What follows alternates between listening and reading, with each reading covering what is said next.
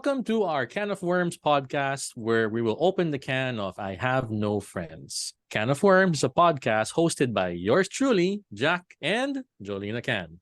We talk about topics that are current, whether popular, controversial, or just plain interesting, with subject matter experts or those with unique perspectives. In each episode, we open a can, not knowing what will come out or emerge from the discussion. And today, we're opening the can of I Have No Friends. And with us are two special guests. First up, we have Celine Sugay-Costales, a positive psychologist. Hello, hello. Hello. And we have also Eliza Verzosa, a neurodivergent mental health nurse. That is a mouthful. Hello, Eliza. Meowdy. So can we hear first from Celine? Can you tell us a little bit about yourself and what you do? Oh, of course, I wasn't ready for that question.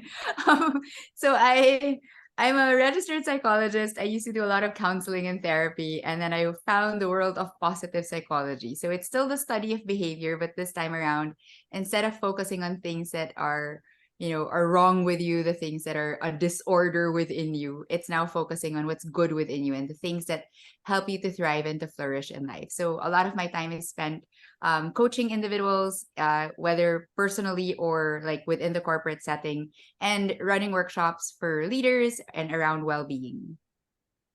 Cool. Thanks, Celine. And how about you, Eliza? A bit about yourself.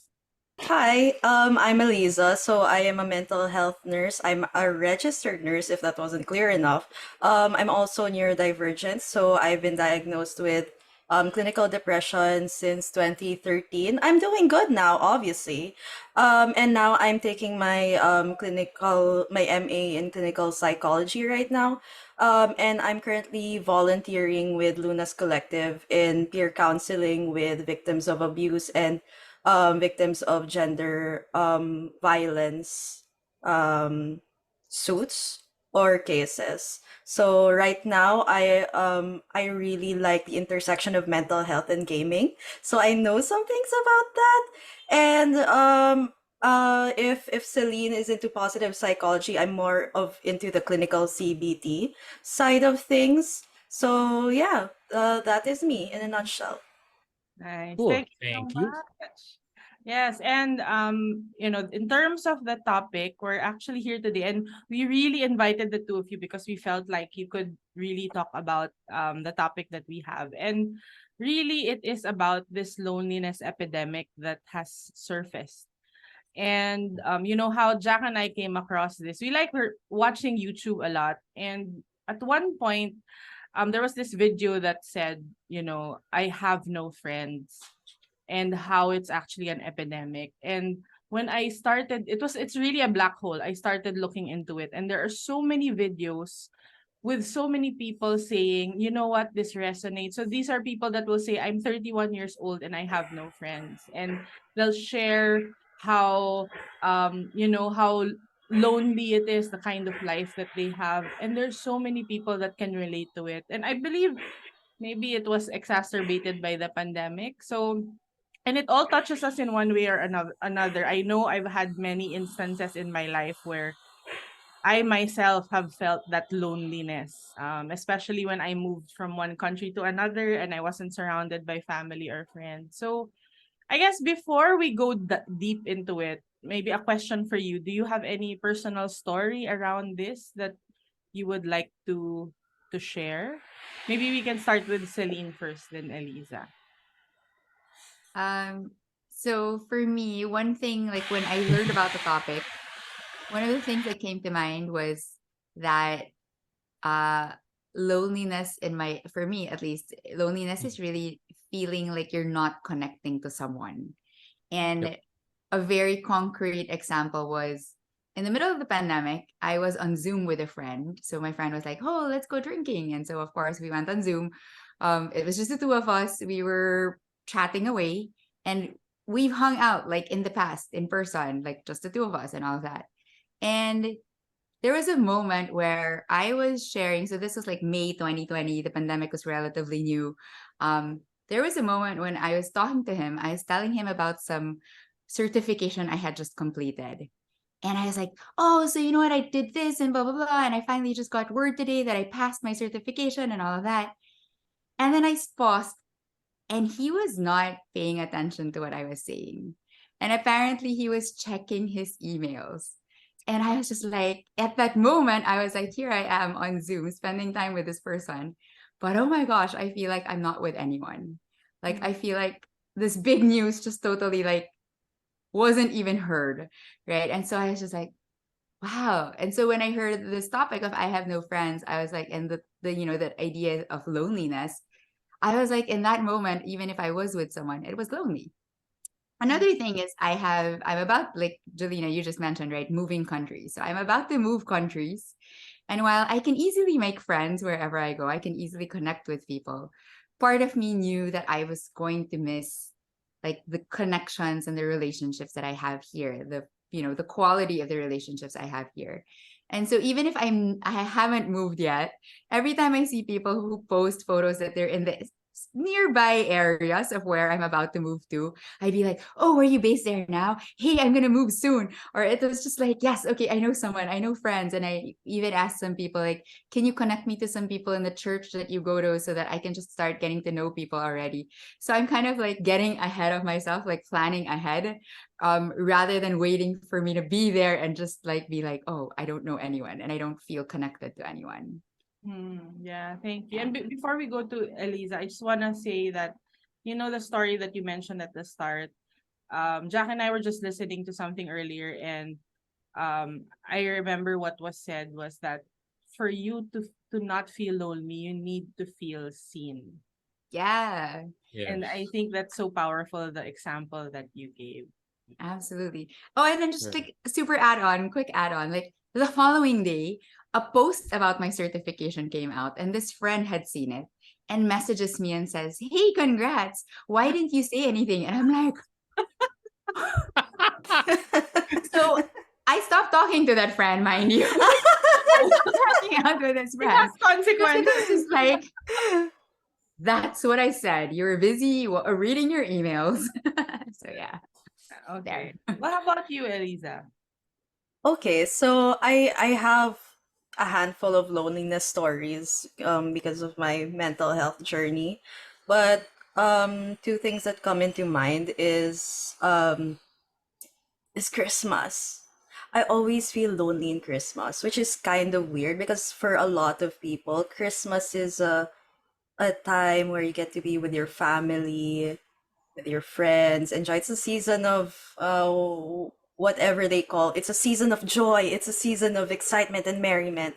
But for me, Christmas has not been a particularly good time for me because again, there's that element of comparison and like a culture locally, if not globally, that it's not a good Christmas if you don't have your family with you. If it's not evident that you're around the Christmas tree opening gifts, because we do see that in media. We do see that a lot on Facebook, in social media. So whenever it's approaching Christmas time, like the third and fourth weeks of Christmas, I cut off social media because I know I will be triggered seeing people with their families. And for context, I have a small family at home. I'm an only child, so it's just my mom and me. And I lost my dad 10 years ago. So my dad was the one who really worked to bring together the family, like the extended family. And when he was gone, like that just disappeared. I know I still have extended family out there, but the get-togethers stopped because of my dad. So so there's a cultural thing, but at the back of my mind, you still have a family. You're still healthy. You're still safe. You're not for want for anything. And when I ask myself why am I so lonely, it's because I do that comparison, right? With other people. So again, there's a big social aspect of it, of relativity. Yeah. Because relative to other people, I should feel less lonely, but relative to other people who seemingly have more complete families, more happier Christmas, I should be lonely. So again, it's a moving goalpost. Second, okay. I can move on with my second No, go point ahead. is Go. actually more recent for the pandemic, right? So everyone really, like, Mm. I would not find anyone who was not lonely during the pandemic. It's a normal reaction to a very abnormal circumstance.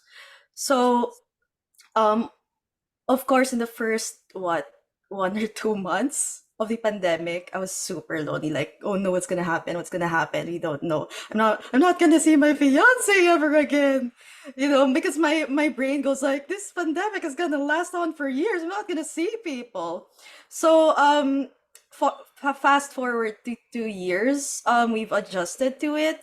And now I've learned to embrace the loneliness. I've learned to find the good things in loneliness, and sometimes I seek it out.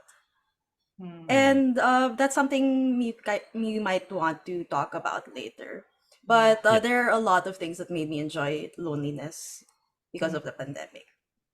So okay. that's my take on it.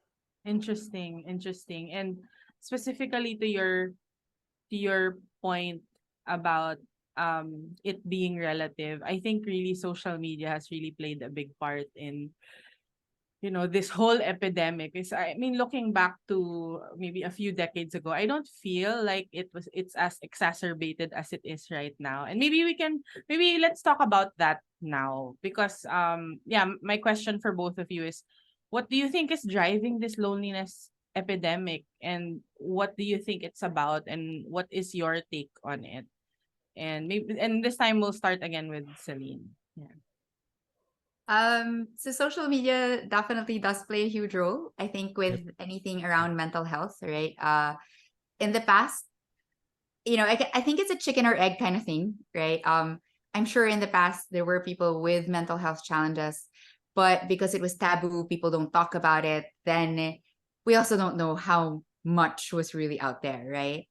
Right. And then people started talking about it, and now everyone seems to have some mental health challenge. And sometimes it's also loosely used, right? Oftentimes, like in workshops when I'm talking to clients, I tend to say, don't label your feelings as just I'm depressed, because that's a blanket emotion. And if you say I'm depressed, then you actually don't identify what the challenge really is, right? You take away that opportunity of finding out what to do and how to help yourself, because you blanket it in something that can mean many different things. um I think it's the same with loneliness, right? When someone starts saying I'm lonely, whatever that version is, whatever that definition is for them, then it catches on of like, oh well, it's okay to be lonely. Then okay, I'm lonely too. And so social media kind of can, well, I'm sure it's a good way, Mhm. it's a good outlet. It helps people cope. It can also amplify, right? That it's okay if we don't do anything about it. It's okay if you're forever lonely.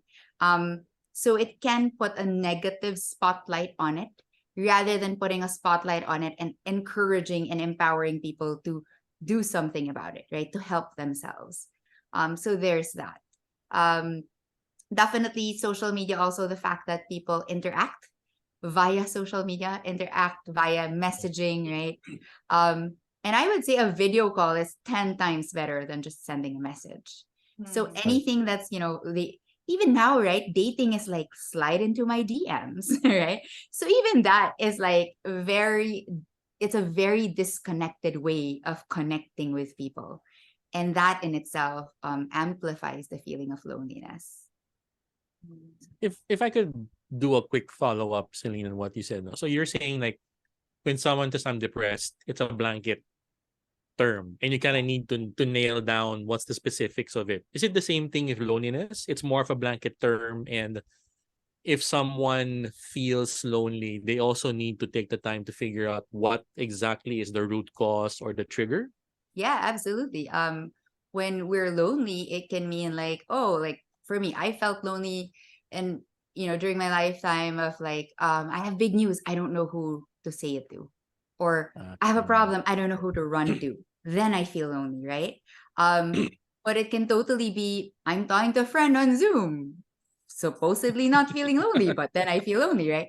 And so there are certain people who maybe we interact with that I end up feeling lonely, right? Or there are certain situations that ends up making me feel lonely. And so if you can identify that, then you can also find ways to help yourself the next time that happens, or you can find a way to cope when it does happen, right? Very much like depression. In fact, loneliness is one of the symptoms of depression. And so when you say I'm depressed, that can mean I feel helpless, I feel lonely, right? I feel frustrated, I feel disconnected. It can mean so many different things. And so when we say I'm depressed, it can definitely mean lonely. And if you're lonely, then obviously you can think of like, who can I connect with? When are the times that I don't feel lonely? Who are the people I'm with that don't make me feel lonely, right? That I actually feel like I'm with someone. So pinning that down can definitely help you to take some control back and do something about it. Okay, thanks for that. Thank How you. about you, Eliza? So I agree with a lot of what Celine has said regarding social media, because we do have to compare the prior decades versus the recent decades and the more recent generation.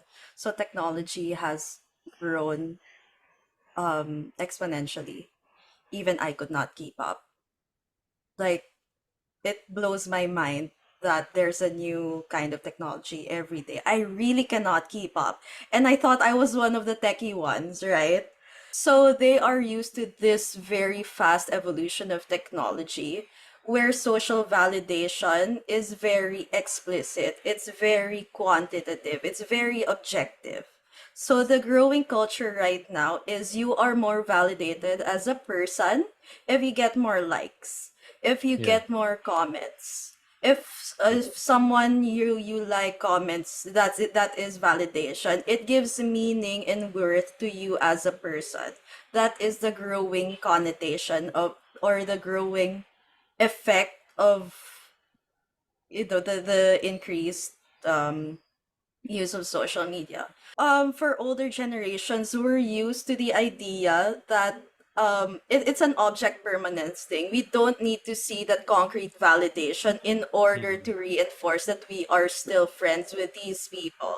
It's a societal molding of culture where social norms are shifting because of this growing technology. And again, the theme is the more uh, the newer generations are looking for more concrete signs of validation. And sometimes that doesn't happen. And when that doesn't reach their expectations, people get the impression, oh, this post didn't get the same amount of likes. Maybe that means they don't like me. If they don't like me, maybe I'm not a likable person. If I'm not a likable person, I'm not gonna survive in this world. And if I'm not gonna survive in this world, maybe I'm useless. So we're looking at the core beliefs that really ladder down into what that uh, of the core of the problem of loneliness. So that's what I think about it. But it is true, because I remember back in the day when Friendster was around, and I was old enough to use Friendster. There was this whole trend of, hey, you're my friend, you haven't written a testimonial for me yet, Give me right? a testy. So even as early as Friendster, you had that whole, I feel lonely if people, or I feel lonely, or these people aren't my friends because nobody's writing me testimonials, nobody's. So yeah, I kind of see where And that comes from. And actually, if I can add, I think I'm realizing more and more now that because connection actually gets established when you're your authentic self with the other person, which requires vulnerability. And social media requires the opposite. You're probably putting a front, right? So you're actually Yeah. not presenting your full self, your full authentic self. No one will put a picture of how they are when they're about to sleep, right? Or if they're going to do it, they still look beautiful. Right? So I Their guess woke up like this is still all yeah, pretty, Woke right? up like exactly. woke up like this, and 30 minutes of fixing Yeah. my makeup. Yeah. So, and I guess that then drives the loneliness Yeah. as well. Yeah. Maybe to add on just to the conversation, right? Aside from social media, and I looked this up, I prepared. So there is you know how people say like happiness is contagious when you the more like with the four of us, right? Like let's say Yes. I'm friends with Jolina and I am a happy person, then there's like a higher chance that Jolina's happy. And because of that, the next connection to Jack, there's a higher chance that Jack is also happy. So it's contagious in that way. Loneliness is apparently the same way.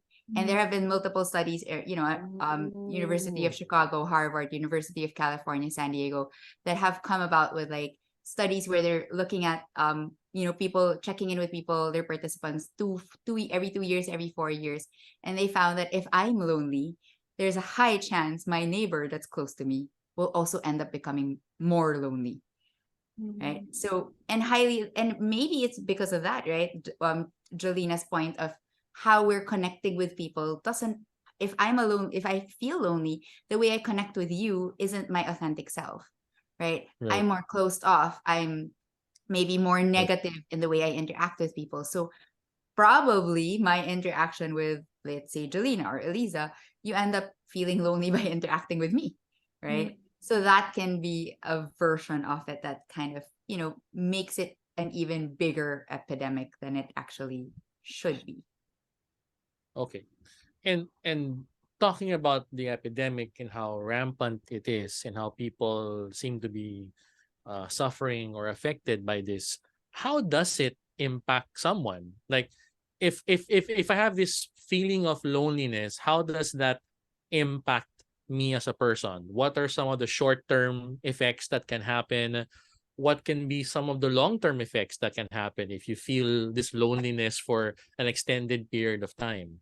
And maybe related to that, can it be is it possible that loneliness is a symptom of something else? Although we did kind of talk about that. It's a symptom of all the technology and how people are being validated because of it. So maybe let's focus on that. What's the potential impact to someone, whether short term and or long term? And let's start with Elisa this time. Hi. Okay, so now I don't have time to think about my answer because I went first. That's okay. Fair. That's just fair, right, Eliza? Book Right, knowledge. Book right. So knowledge. so I'll just pull stuff out from my own experience and the experience of people that I've met. So how does loneliness impact someone? So as I've been saying, I think I come from the school of thought that all of our negative emotions have some biological evolutionary use. So do not avoid your negative emotions. Do not acknowledge them, talk to your emotions, see what they need, right? And because we've evolved to feel these negative emotions. So for example, fear. If we avoided the feeling of fear, what's stopping us from jumping off a cliff or crossing the road without looking both ways? Mm, We feel sadness, that we've evolved to feel sadness because it's telling us that, hey, something is wrong. You gotta stop mm, doing what you're doing, take some time for yourself, and reevaluate. So, loneliness is our evolutionary or biological way of saying that, hey, no man is an island. We've evolved, the human race has survived because we needed to feel that sense of belongingness. We needed to band together, right? So right. if you're out of the tribe, if you're out of the pack, you're not gonna survive, right? So that's our body's way of telling us that, hey, you gotta touch grass, you gotta see people, you gotta reconnect. So it loneliness is a normal feeling. It really is. Okay. So I wouldn't say that you should. It's terrible to feel lonely. So how does it impact someone when that loneliness goes unchecked? Okay. When it there's a spectrum of functional loneliness, and there's this and to the other end of the spectrum is this functional loneliness where it really does affect your everyday living, especially your social. connections, because when that loneliness gets into that very severe spectrum, that colors your every perception of everyone.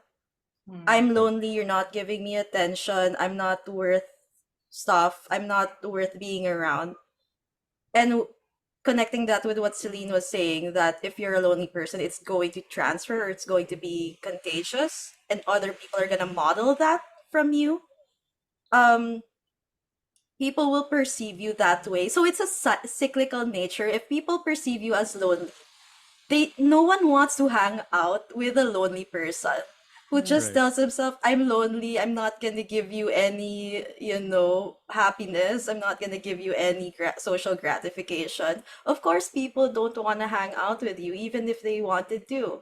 So that really does reinforce the cycle of your loneliness.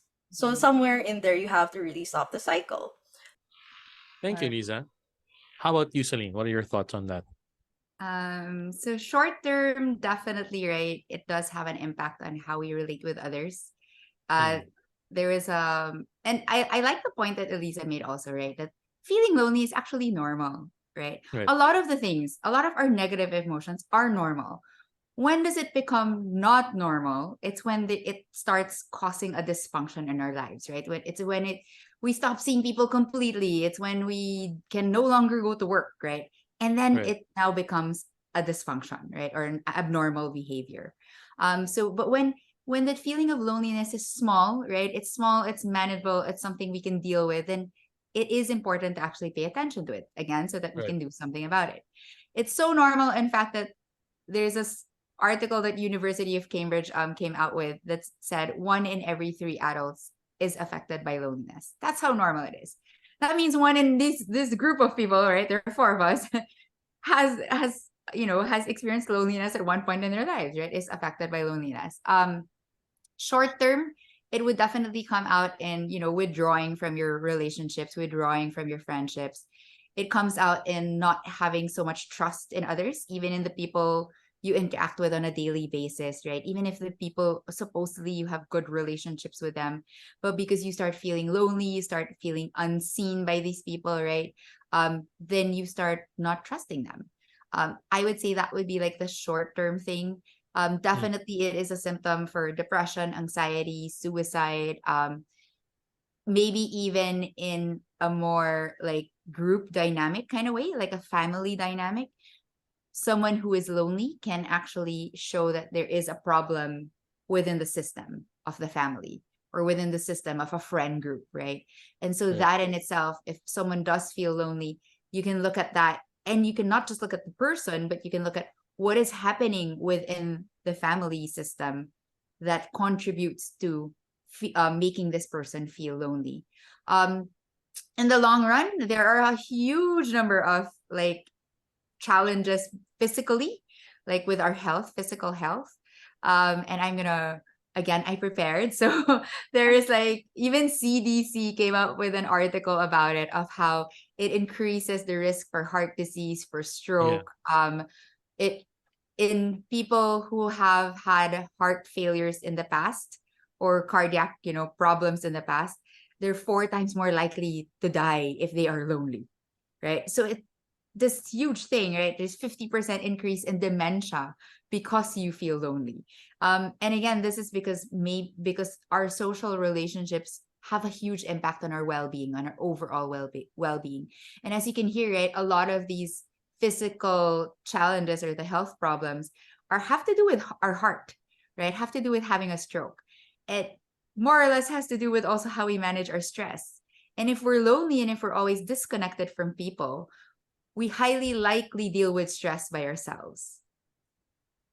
And if you think about it, how we actually deal with stress would usually be we run to a friend, we talk to someone, Right. right? And so that would be it. And obviously, if we feel lonely, if we feel disconnected from people, we're less likely to ask for help from others. We're less likely to even say, hey, I need help, whether it's professional or just a friend to chat with. On that note, that's a great segue. Thank you, Celine, for reading the script. Um, so what can we do then to overcome loneliness? So because there's two aspects, right? I mean, first, it's not a bad thing if we feel it. It's normal that we feel lonely from time to time. So when we do feel this, what are some things we can do to overcome it?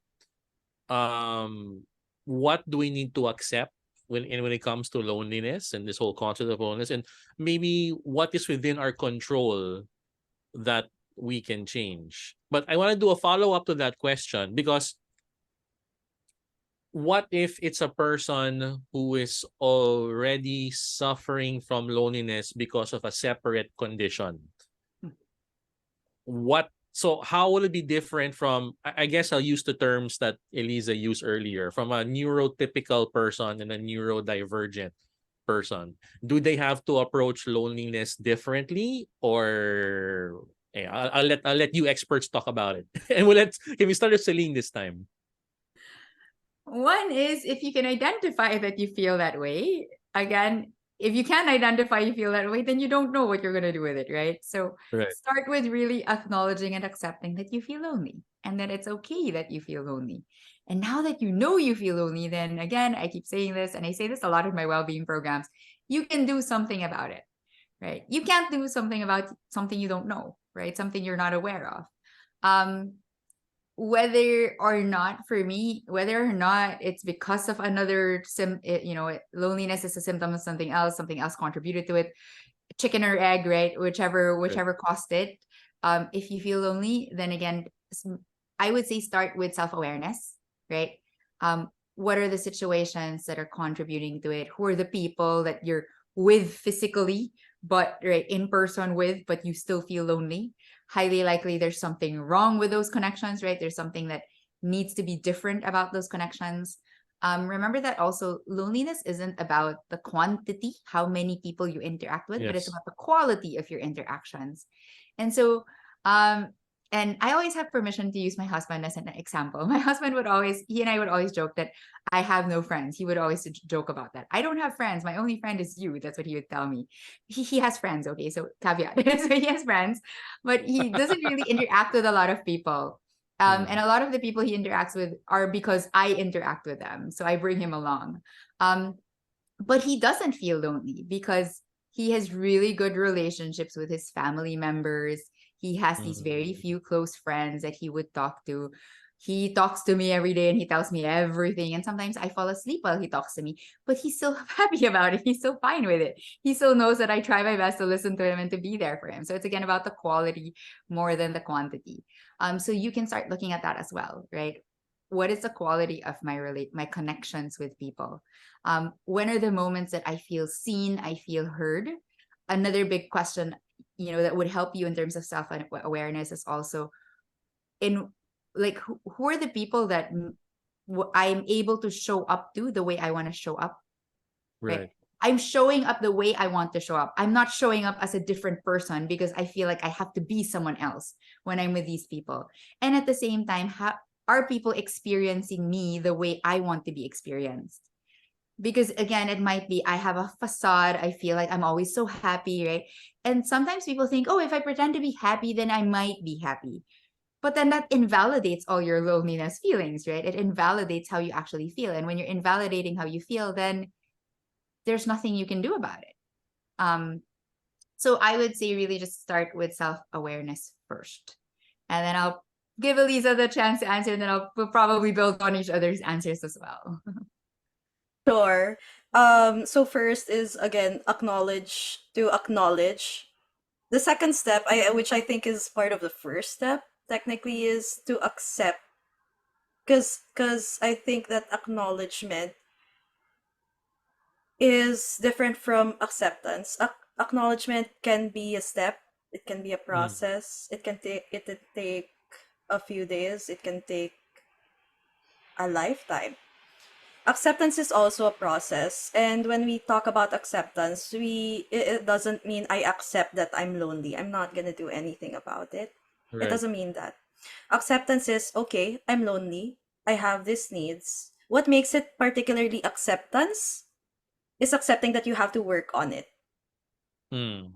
Because you don't stop at just acknowledging that you're lonely. So there's a commitment after that, because I don't think no one wants to stay lonely, Right. right? So when someone makes that decision to not stay lonely, so there are a few things from my school of thought. Is one, what I've observed from people who are lonely or who have not been getting the yield they want socially, is that we look at how people were raised, because their social skills comes from what they are modeling from their families. Because we're seeing that people who were raised in more, um the word is functional families, tend to have better social skills. um it's easier for these people to communicate their needs, their wants, in a productive, um assertive, functional way. But there are people who have not been so lucky in the family lottery, that they've never taught how to express their feelings, their Right. wants, to socialize really functionally. So when that goes unchecked, growing into young adulthood, into adulthood, you're gonna burn some bridges if you don't have really good social skills. So it's not for me to say that everyone who is lonely should get psychological help. It's a case to case by basis. You have to assess. You really have to ask the person, is this something that you think you will benefit from psychological help, or a therapist or a mental health professional? So what a mental health professional can provide you is that skills training. Well, before that, actually, therapeutic contact Mm. is the perfect environment to know what a genuine, transparent, and um human relationship is. Because as a mental health professional, you're trained to give your clients the unconditional positive regard. And Celine knows this. So in that therapeutic relationship as well, there are certain therapeutic schools that offer social training,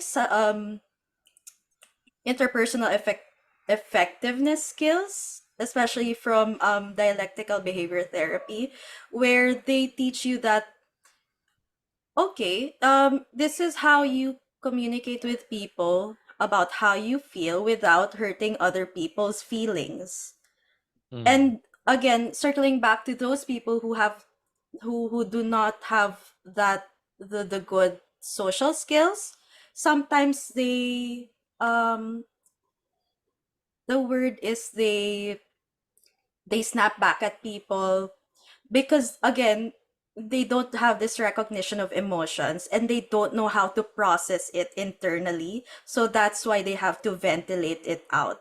So again, I think that's what drives loneliness. And I think a very important thing to learn is interpersonal effectiveness, which you can learn from books, sure, but but in a therapeutic contract with a mental health professional, it's like you have a personal coach to bounce back Right. ideas with you and to give you feedback in that process.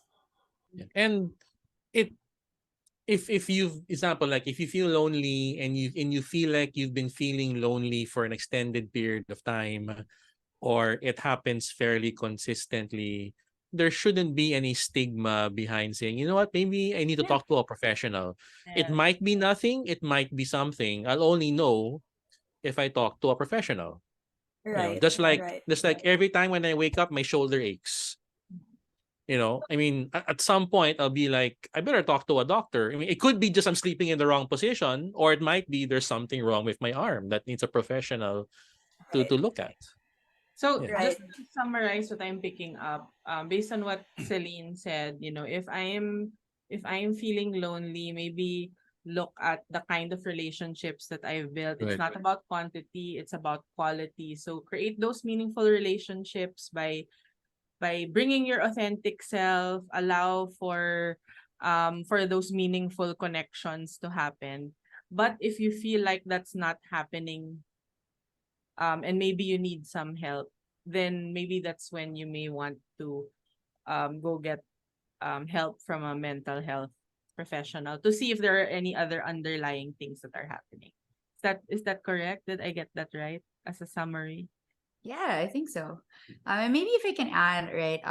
Eliza covered a lot about the skills or the behaviors, which is important because sometimes people don't have it, right? But also the other side of it is our thoughts. How do we think about loneliness, right? Is it that Right. stigma? Is there, oh, I'm lonely, so there must be something wrong with me, right? Or maybe Right. it's the thinking of, well, I'm coming from a dysfunctional system. I'm coming from a dysfunctional family. And so it just totally makes sense that I'm lonely. I should be lonely, right?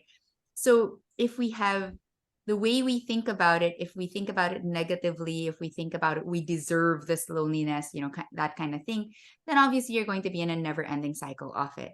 But Right. if you shift your mindset on it that, yes, okay, it's okay to be lonely. Everyone gets lonely, right? Everyone does feel loneliness at one point in their lives. Oh, it's about quality, it's not about quantity. Then that also shifts how you now start showing up, right? That's also shifts how you start connecting with the different people.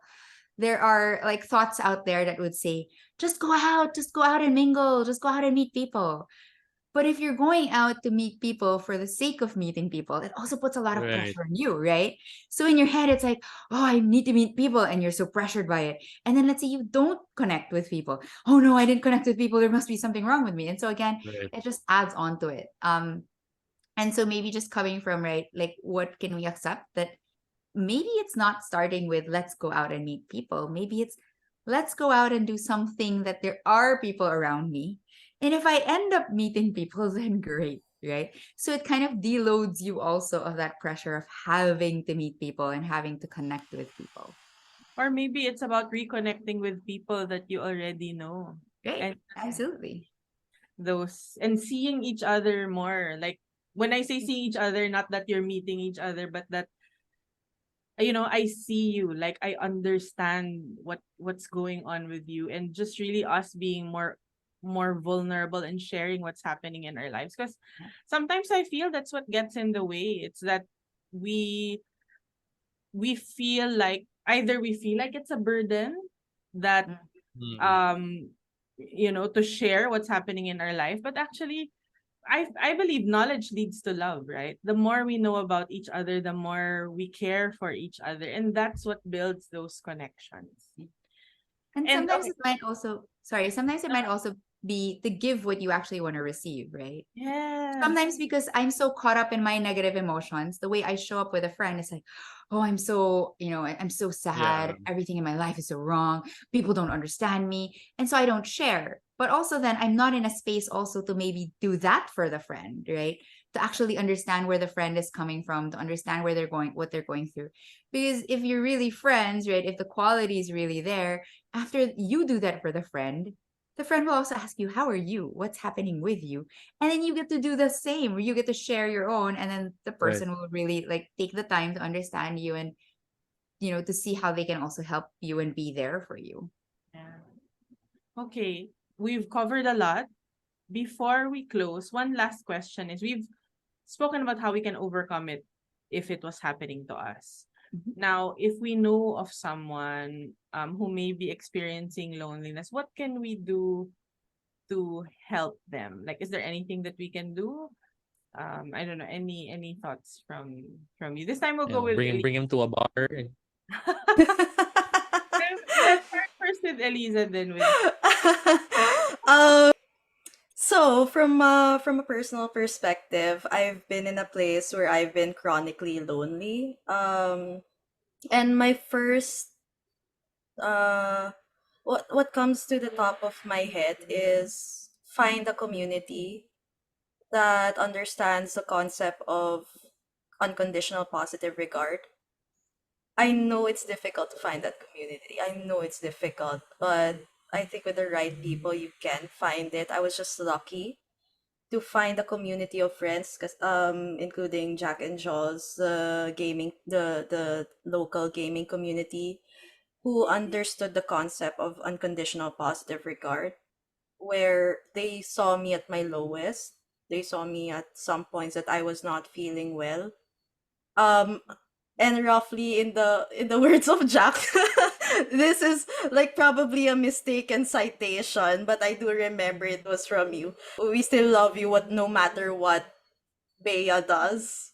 You know what I mean? So that is an example. So Bea is just a Spark Notes version, is a character of mine that I play in a role playing game with Jack and Jaws. So likened to that character, she was, in a nutshell, a degenerate.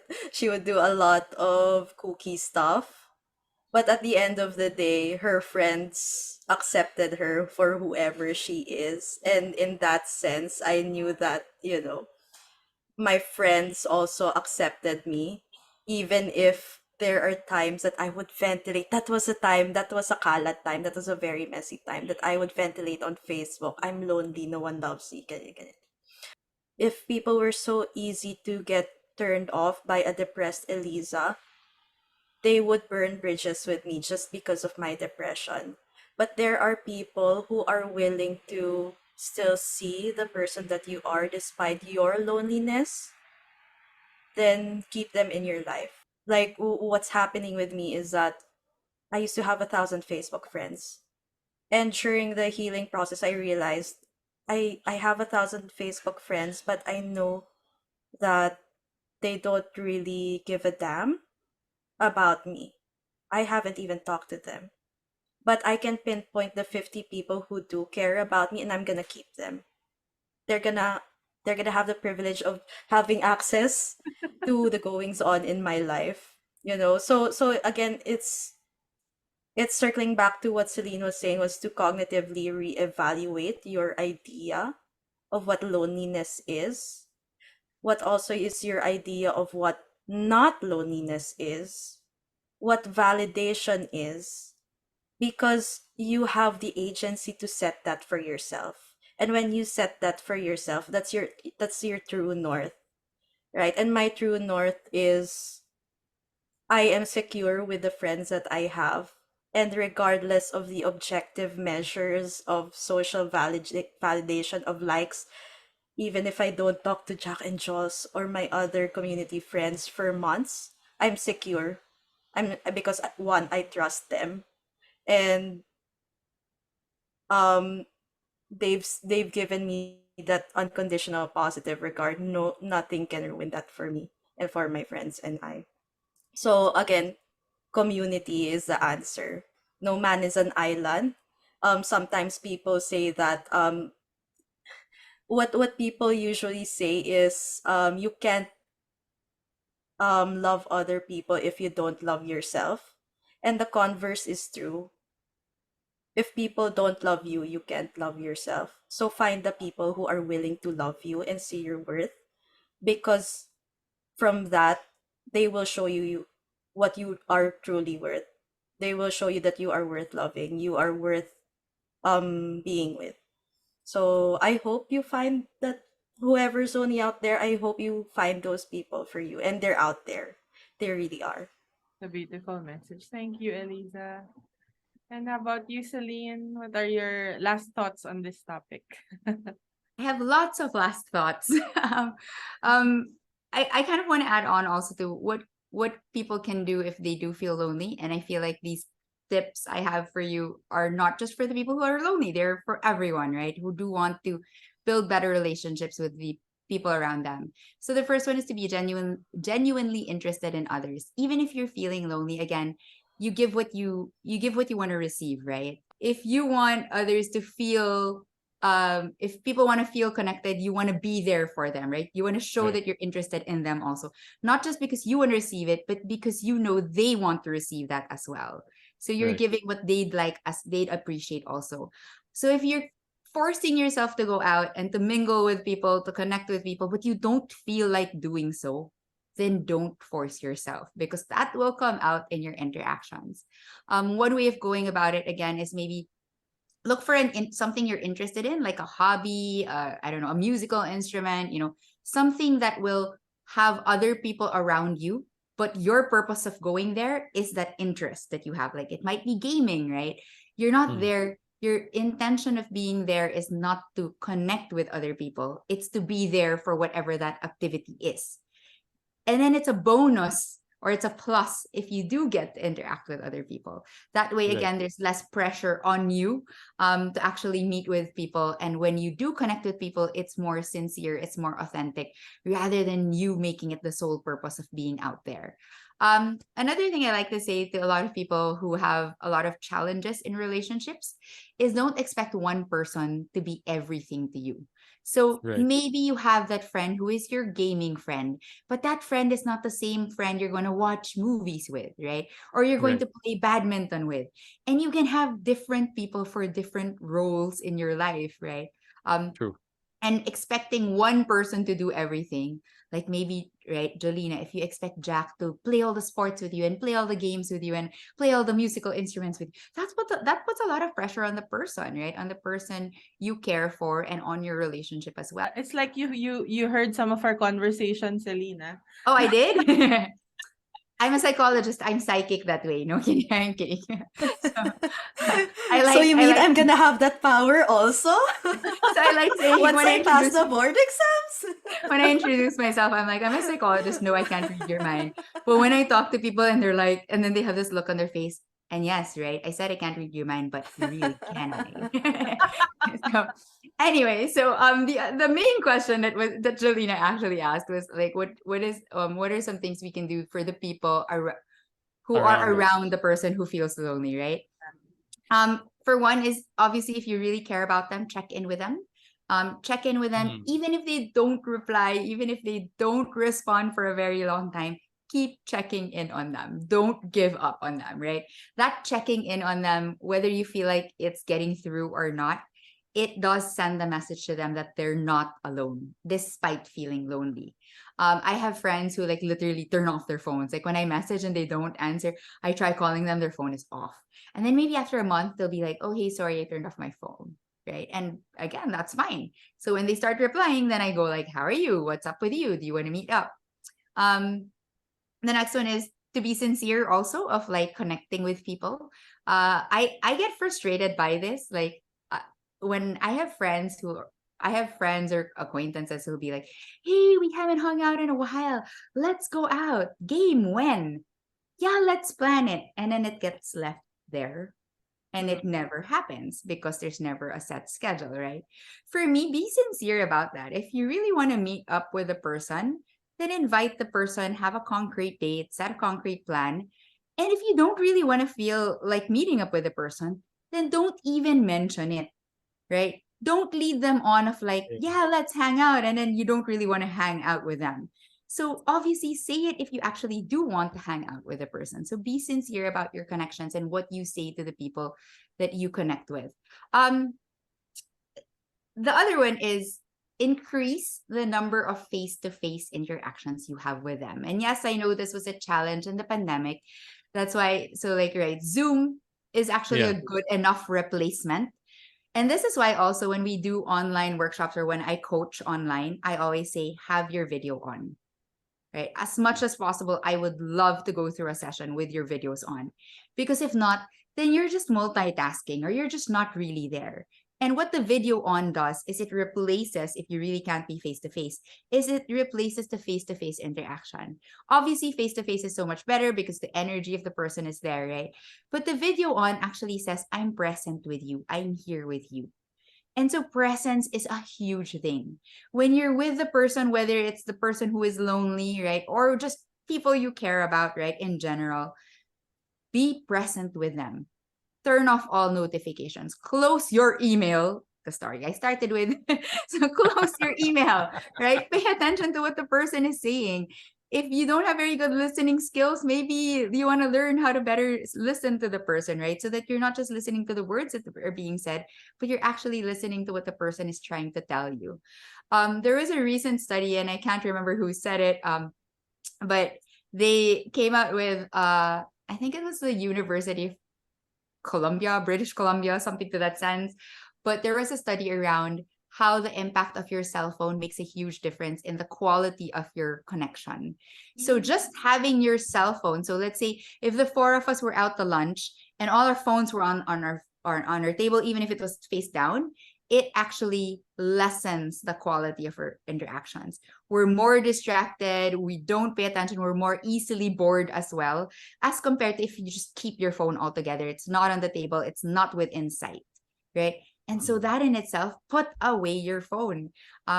In 2017, when my cousins were all here, I have 13 younger cousins, so there were 15 of us all in all.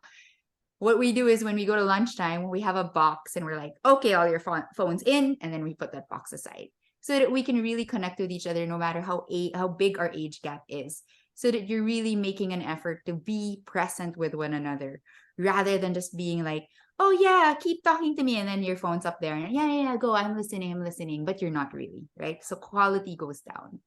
So that presence is a huge deal, whether it's by checking in on them, having a Zoom call with them with videos on, or a face-to-face interaction. Completely agree, right? It's about being fully present, being fully there, and it could be over, virtually, it could be physically, but it's really about the 100% showing up for people. All right. Thank you so much to our special guests. Thank you so much for the time and for sharing the knowledge and the wisdom and the experience with us and our viewers. And to our viewers, please feel free to leave a reaction or a question in the comment section. Please make sure to like and subscribe.